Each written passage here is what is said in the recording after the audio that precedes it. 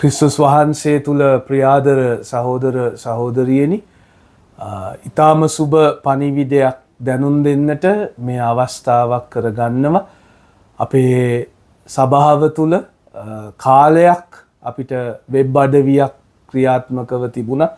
ඒක තුලින් අපි ලෝකයට අපේ කාරණා දැනුම් දුන්නා. ඒක තමයි අපේ ලෝකයට මුහුණ වුණේ.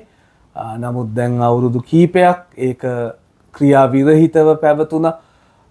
මම ඊ타මත්ම ස්තුතිවන්ත වෙනවා GCEC එකෙන් විධායක කමිටුව විසින් පත් කරනු ලැබූ ඒ උප කමිටුව ඊ타ම කැපවීමෙන් යුක්තව මහන්සි වෙලා උනන්දුවෙන් ලස්සනට වෙබ් අඩවිය මේ වෙනකොට දියත් කරන්නට සූදානම් කරලා තියෙනවා.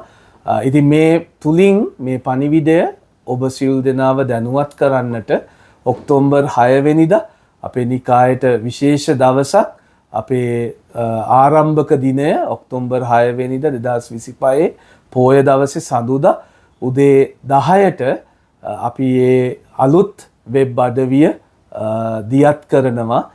ඒ නිසා ඔබ සියලු දෙනාට ඒ දිගුව අපි එවනවා ලින්ක් එක ඔබේ සභාපාලකතුමන්ලා හරහා එය ලැබුණම ඔබට පුළුවන් එදාට ඒ දියත් කිරීමේ වෙලාවට සහභාගී වෙන්න. ඒ වගේම එය බලන්න වෙබ් අඩවියේ අදහස් අපිට ලබා දෙන්න තව දුරට යහපත් කර ගැනීම පිණිස. ඒ වගේම කරුණා කරලා ඉල්ලා සිටිනවා සියලුම අපේ පාලකවරුන්ගෙන් සහ සභාවන් වල ඇදහිලිවතුන්ගෙන් ඔබ සභාවන් වල විශේෂ කාරණා අවස්ථා ක්‍රියාකාරකම් පිළිබඳව දැනුවත් කරන්නටත් පිළිබඳව වාර්තා ඉදිරිපත් කරන්නටත් මේක අපි අවස්ථාවක් කරගමු. ඉදිරි දවස්වල ඔබට ලැබෙයි ඒ අදාළ අයගේ තොරතුරු ඔවුන් වමතන්න ඔවුන් සමග සම්බන්ධ වෙන්න හැකි ආකාරයන් ඒවා ලැබුණම ඔබට පුළුවන් ඒ අයට කතා කරන්න.